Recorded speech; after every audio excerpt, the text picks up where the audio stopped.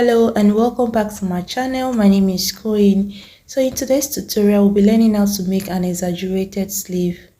Okay guys, so I want to use this video to appreciate all my subscribers, my returning subscribers and my new subscribers. Thank you for subscribing to my channel. Thank you for liking and your comment, and thank you for sharing. Okay guys, so to make an exaggerated sleeve, I'm gonna head to rule on 10 inches. So the length I'll be working on is 9 inches and the width is about 12 inches. So I'm trying to adjust my fabric to around 12 inches width, okay? And my fabric is on fold. Alright then, so I'm trying to divide 12 inches into 4. So I'll be having 4, 4, 4. That's 4 in 3 places when I divide my 12 inches into 3. Okay, so I'm just trying to chop on it, and then I'll go ahead to rule a straight line on the 4 inches that I have marked. All right, so what I want to do now is to make an inverted X on my 10 inches. Okay, so because we are cutting a sleeve, so I'm making an inverted X. So to start with, I'm going to go ahead on this part to measure 4 inches. So that is going to be the first measurement there. That's on the last folded edge. I measured 4 inches. So that's the lowness of my sleeve. I don't know how to say it. Okay, so on this other part, that's the folded end here, I'm measuring 1 inches and I'm just connecting it up like so. And then around this part I measure around 2.5 inches, and I did the same thing. So I'm just trying to connect all my dots together.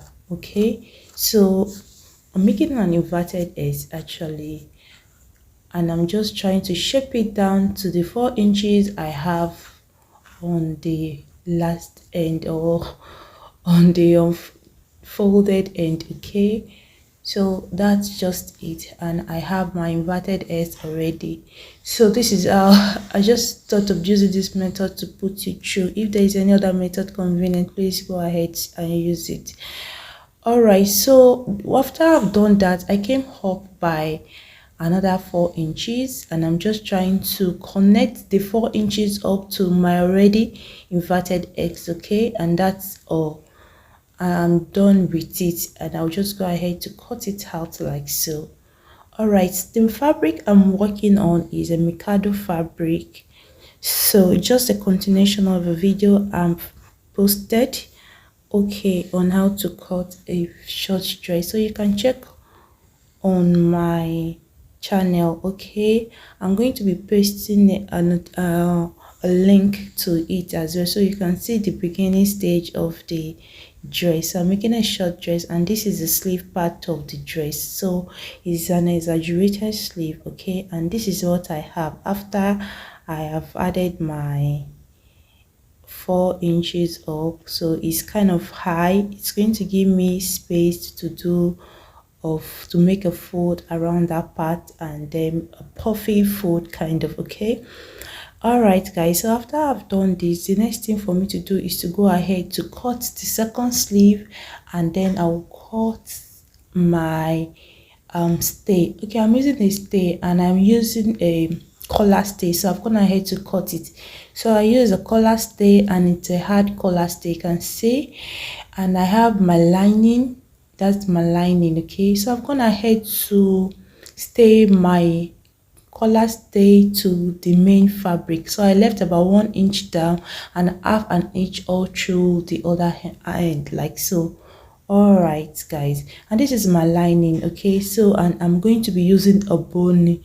So I'm using a regular boning. You can use a plastic boning. That's a plastic boning actually.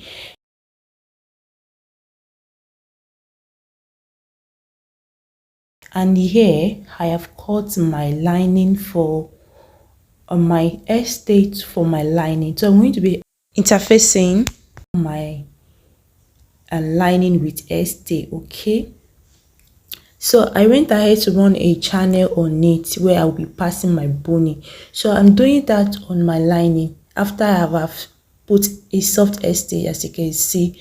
So I'm going to iron a channel on it, and I'm going to be passing my boning inside of it. So that's my plastic boning. I'm trying to pass it through it.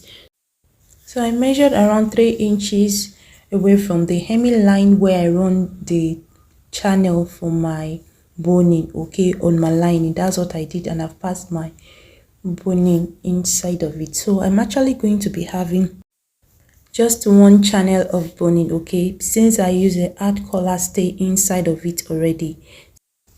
So I've gone ahead to place my lining on my main fabric, so right side facing right side, and I'm trying to stitch on the down. Don't forget I left 1 inches around the down part where I did not stay my collar stay to, as in my collar stay to not extend to that part.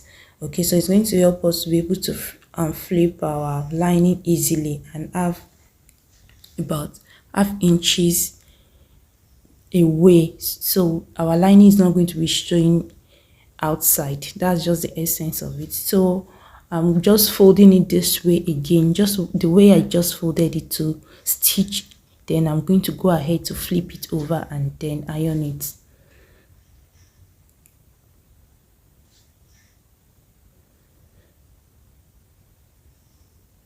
Okay guys, so as you can see, this is what I have already. So it needs a nice iron, and I'm going to iron it, and then before that I'm going to go ahead to sub stitch or stitch on these two, the lining and the main fabric together. I'm just trying to put it together in one place. I don't want it to be shifting about, okay? So you can use a office pin to do this, or it's better you just sew it so I can have my pleats done well. All right, so this is going to be the way it's going to look like when I have my pleat on it, okay? Okay guys, we have come to the end of this tutorial. I hope you find it interesting. Please don't forget to subscribe to my channel. Please like, comment and share, okay? Thank you, and see you in my next, where I will be showing you how I have fixed it to the dress.